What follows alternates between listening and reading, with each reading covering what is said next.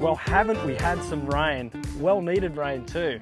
G'day folks, I'm Ando from Boss Outdoor with this week's fishing report. Now, this recent rain, we've had floods, creeks are swollen, the rivers have bursted, Pambula went under, and the whole bottom of the channel in the Merimbula Lake has turned to chocolate. It's brown. But what this does, this stirs the fishing up. A lot of people think it's too fresh or too brown to fish. The fish are there. So with all that rain, I've had to go over and siphon out the high tinnies. They were full of water. And while I was bilging them out, I did notice some fish hanging around the pontoon. Now I saw trevally, blackfish, whiting and brim, as well as some mullet, all just milling around that area. And I started to think, well, maybe I should be having a fish. So I went over to the footpath, threw out a soft plastic, and caught a flatty. So there's plenty of flatties still around. The fish are still active. Adsy's been getting a few on hard bodies as well. So it's worth fishing. Don't be deterred by that chocolate coloured water. It actually stirs the fish up.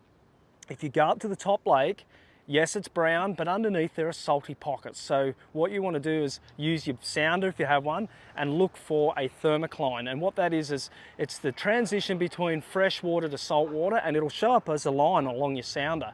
And if you can fish where that thermocline meets the shore or the bottom strata, that's where you're going to find feeding fish. Now, you'll often find schools of bait fish aggregating around these thermoclines, and with bait fish, you're going to find predatory fish such as tailor, brim, mulloway, trevally, all the typical species. They'll all be on offer. Don't be deterred by the chocolate water. Good places to try are the mouths of each system when the rain's flushing out all this muddy water. So down at Bar Beach, you're going to find yourself some trevally, brim, maybe even mulloway poking around the mouth. That's what you're looking for. Fish are going to be stationing themselves around the mouths of all these entrances, looking for that fresh flush out, mullet, prawns, everything coming out of that system. They're going to be feeding on them. While we're talking about the beach, main beach, Merimbula, halfway down, whiting, plenty of whiting and some thumping trevally, like talking massive trevally off the beach, which is really, really interesting. Pushing further down towards the Pambula end, salmon and tailor by the dozens, and with the chance of a mulloway. So those gutters down there are the best I've ever seen. They are deep and they've got good sandbars out from them. So if you're really looking to get some larger fish off the beach this weekend, I'd be thinking down Pambula. So we don't have Jamari for our rock fishing update this week, but we do have Tom Baxter from Canberra. Let's see what Tom got up to. Shout out to Ando at Boss Outdoor Merimbula. How good at Bonnie's?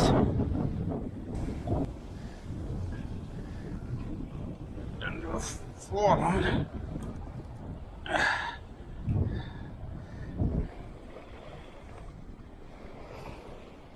Another nice Bonnie.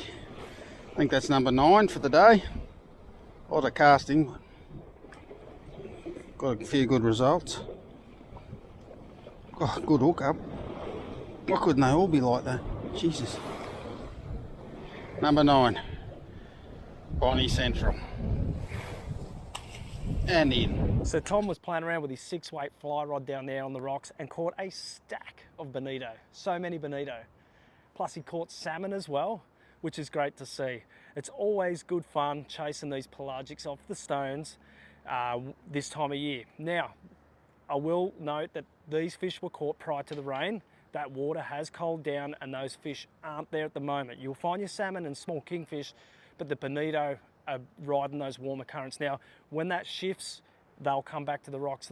Those bonito will hang around till Easter, guys, no problem whatsoever. So if you hang in there and be patient, they'll come back. If you're looking for something else to do on the rocks, drummer and brim, snapper, they love that stirred up water. Find a nice little wash zone, put some burley in the water, fish some pilchard baits for the snapper and brim, bit of cungy for the drummer. You still get drummer in summer. A lot of people don't fish for them, but I know for a fact you will catch them, particularly after we've had a bit of a flush out of fresh water around those headlands. So I hear Leaf went up to Jindabyne the other day for a bit of a trout fish. Let's see how he went. Well, we found the trout fishing pretty tough over the weekend, but geez, there's plenty of yabbies around. Check out these yabby beds around here. Jindabyne is just dropping at the moment. There's heaps of yabby beds, so you can see all the holes in the bank. Definitely worth chucking out a couple of pots. Well, who needs trout when you've got yabbies, Leaf? Get the rolls, get the lettuce, the Thousand Island sauce. Delicious. But with the lake levels receding down there at Jindabyne, those yabbies are going to continue to fall out of the banks, where when the water does cool down, I guarantee those big trout will be sitting around the fringes waiting to gorge on them. The water is warm at Jindy at the moment because of that happening, so you're probably better off going to Yukonbean if you're looking for a trout. I hear the boys up at Canberra, the Boss Outdoor store at Canberra, are catching some beautiful big fish up there. So if you're looking trout fish this weekend, maybe hit Yukonbean. Shores around Buckendera, Middling Bank, Rushies Bay and that sort of area.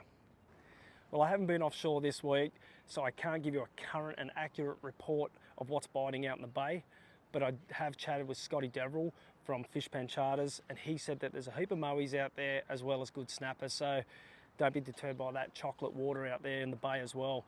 There are fish down deep, just fish the typical 30 to 40 metre gravel beds, and I'm pretty sure you're still going to get your flatties if you push out into that 50 metres. Now, let's shoot to Leaf for a blue water report. Well, some real mixed conditions over the last week.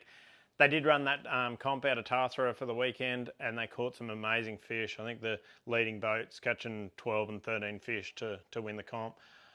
So yeah, really great fishing, really wild weather.